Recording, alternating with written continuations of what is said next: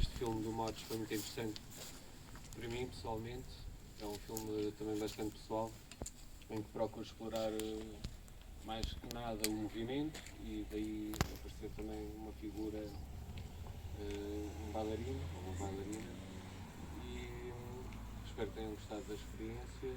O filme foi todo feito com álcool etílico, sobre uma chapa de metal, e ao fim e ao cabo fui desenvolvendo uma relação com os materiais, e o resultado final é aquilo que vocês viram. Também não me quero estender muito. Se tiverem questões e tudo mais, estejam depois à vontade para me perguntar.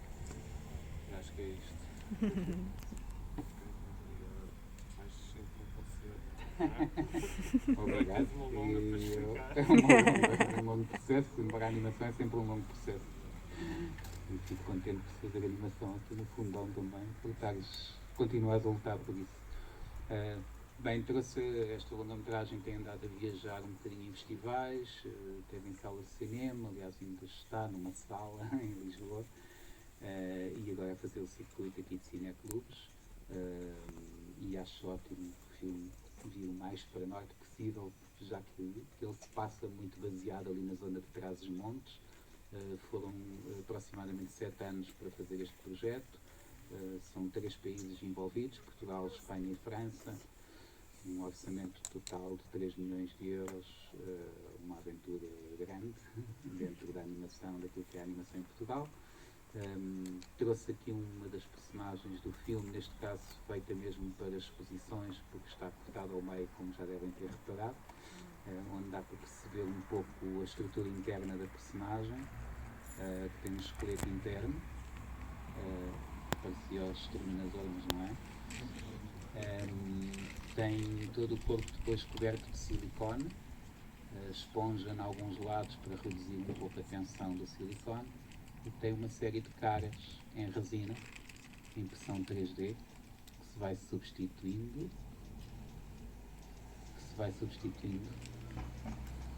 Cada rosa tem aproximadamente umas 90 caras diferentes. Ela tem 2 pequenos ímãs para que se consiga encaixar. E os próprios olhos podem se animar com pequenas agulhas, porque tem um buraco mesmo no centro dos olhos. Estão aqui algumas peças também usadas, depois quando se querem passar mais próximo para ver melhor e fotografar, estão à vontade. Espero que tenham gostado do filme e estou disponível para qualquer questão que tenham também. Não sei se querem fazer alguma questão, alguma coisa que tenham visto que vos tenha chamado a atenção, ou a curiosidade, pelo menos. De onde é que veio a ideia da história? É algum livro, alguma história, alguma lenda? Não, na verdade a ideia nasceu como hoje em dia estamos muito agarrados aos telemóveis, nasceu num telemóvel e nasceu um bocadinho como começa o filme. Ou seja, alguém dentro de uma empresa pega num computador e raivosamente parte o computador na secretária, empurra o monitor, parte a impressora. Pronto, e aquela primeira reação normal é de rir, não é, perante essa situação, e depois tentar perceber, mas espera, esta pessoa que tem tudo e que vive provavelmente com todas as condições que deveríamos ter para isto não acontecer, porque é que lhe aconteceu isto? E foi a vontade de contar uma história assim. E depois o resto foi começar a pegar peças de puzzle, começar a juntar e a cozinhar juntamente com o guionista, com o Pseudónica Chapa, até chegar a este resultado. Há ali também uma grande inspiração nas peças da Rosa Ramalho, ceramista ali da zona de Barcelos. Os demónios que vocês viram têm uma base grande do ponto de vista estético e não só nas peças da Rosa Ramalho. Já agora a colaboração com os Gaitas de Lisboa surgiu em que contexto? Surgiu muito cedo no filme, surgiu ainda na parte de desenvolvimento. Eu falei com o Carlos, o compositor dos Gaitas de Lisboa, não o conhecia, e disse que estava a começar um projeto de animação e que achava que a música deles encaixava perfeitamente, porque é uma música que remete um bocadinho a até às origens celtas e não só, ou seja, da nossa cultura portuguesa, ou seja, não está, entre aspas, viciada já pelo lado cristão, está mais ali ligado ao lado pagão, digamos assim, e foi isso que me interessou por esta história. E uma tradição, ao fim e ao cabo, também com um lado muito transmontano, esta questão da gaita de foles, etc. E algo que eles exploraram bastante, os gaiteiros de Lisboa. Portanto, veio sem dúvida por aí, pela zona, pela questão dos demónios, por este lado mais pagão também que a própria história nos traz.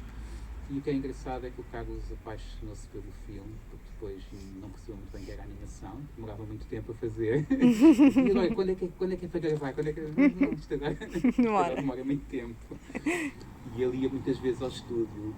E foi tantas vezes que eu acabei por lhe pedir ainda para construir uma peça e tudo, a árvore que a Rosa sobe no final, porque ele constrói instrumentos e é incrível. E a relação dele com o filme foi incrível. Ele acabou por se apaixonar pelo filme, por aproximar-se muito da equipa, por viver a história tanto como a equipa toda da construção que estava para lá.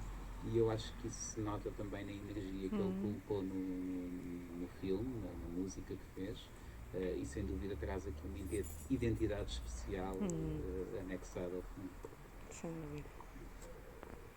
Disseste que havia 90 caras para essa rosa. Quantas rosas há? Por exemplo, se nós virmos a Rosa, cada vez se ela muda de roupa, precisamos de outra Rosa. Portanto, a Rosa no início tem um vestido, portanto é outra roupa. Ela tem o cabelo curto no início, portanto é outra cabeça, neste caso.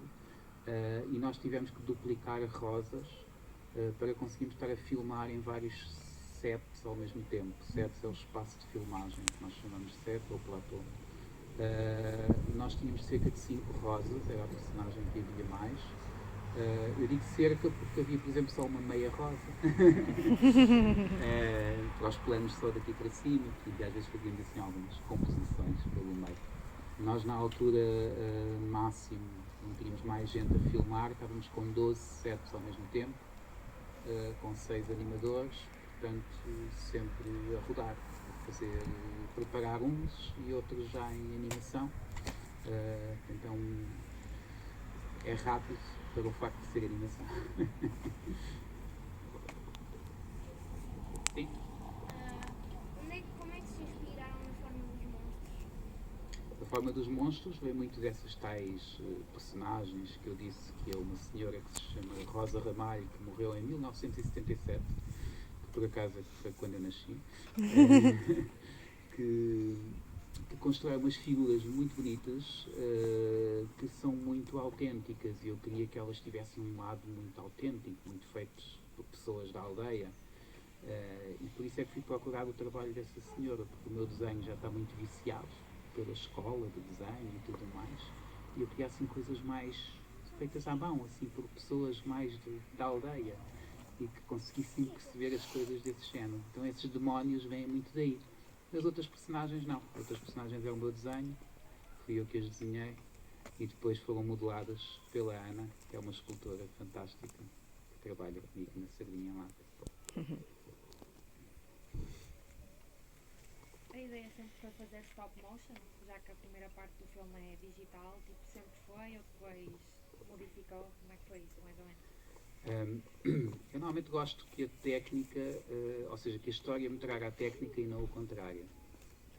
Portanto, quando comecei a pensar na história, o que eu quis numa fase muito inicial foi... o stop motion surgiu muito por causa do barro e da textura, e dessa textura do barro que acho que se nota no filme, pela cor que tudo tem, associado aos demónios, lá está, e às peças da Rosa Ramalho.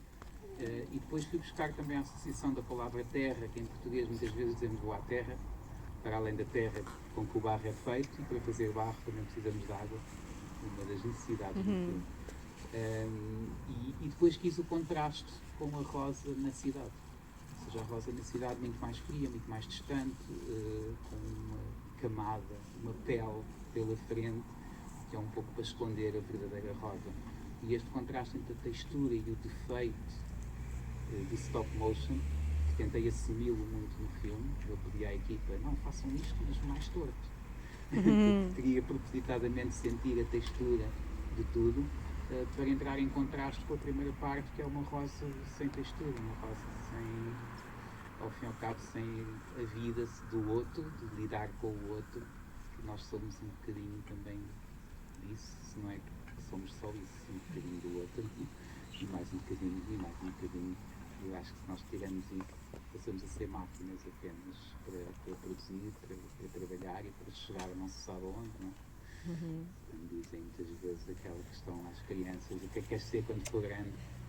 Eu acho que se devia trocar por como é que queres ser quando for grande. Sim? Como é que fizeram, como por exemplo, na parte onde aparece o vampiro, como é que fizeram basicamente flutuar? Olha, na animação é possível tudo, mas no cinema somos muito mentirosos. Para aquelas personagens que não são assim, marionetas, nós para as fazer flutuar é fácil, porque é feito no computador, e como é uma imagem feita no computador, digital, tal como nos jogos de computador, é fácil colocá-lo a voar. Para estas personagens é um bocadinho mais difícil, porque quando as colocamos no ar, elas têm que ficar paradas à espera que eu tire a fotografia.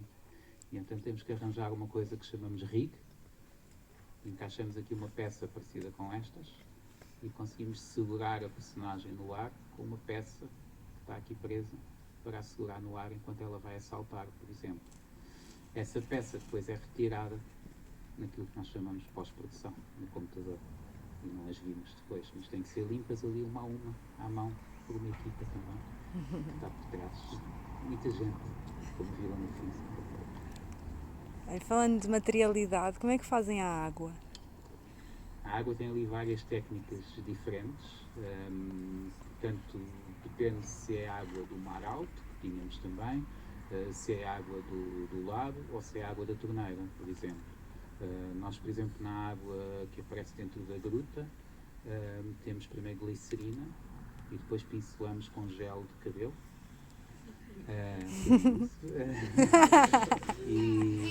E é de nata, queria usar na barba. E o gel de cabelo é que vai dando pincelada a pincelada, vai dando essa sensação de água. Quando é, por exemplo, no mar alto, para além disso, usamos também um pouco de algodão para fazer a espuma. Quando a água sai da torneira, usamos também plástico, pedacinhos de plástico, até derretemos aquelas colheres de plástico que nos chegam, para fazer a curva e depois pincelamos na mesma com gel. E para as personagens, quando estão molhadas, etc., da chuva, etc., para eles vamos lubrificando. Portanto, há várias técnicas diferentes. Várias águas. Várias águas, sim. Como é que fazem as personagens quando se transformam em estrelas aqui no final do filme? Como é que uma personagem, uma pessoa tem de ir aos poucos transformando em estrelas? Sim, há umas que se vão desfazendo, que são aqueles demónios que se desfazem e depois vêm as estrelas, e eles foram feitos uma réplica, esta é silicone, mas foi feita uma réplica em plasticina dos demónios, e depois o animador foi destruindo aos bocadinhos a plasticina, destruindo, e depois no computador é que pusemos as estrelinhas a sair. E havia uma luz que apontava para a personagem para dar essa sensação das luzes que vêm dessas estrelas. E foi assim que tivemos essa sensação das estrelinhas e das personagens que desaparecem e transformam-se em estrelas. Sim. Podes dizer. Como é que te chamas? É o sonho. Está aí outra pergunta. Muito bom, parabéns, mas Obrigado. qual é o futuro da Rosa? Qual os planos É lá? este. Plataforma de streaming, não? É fácil, difícil? Nós ainda estamos a correr alguns festivais a nível internacional. Estamos com um distribuidor internacional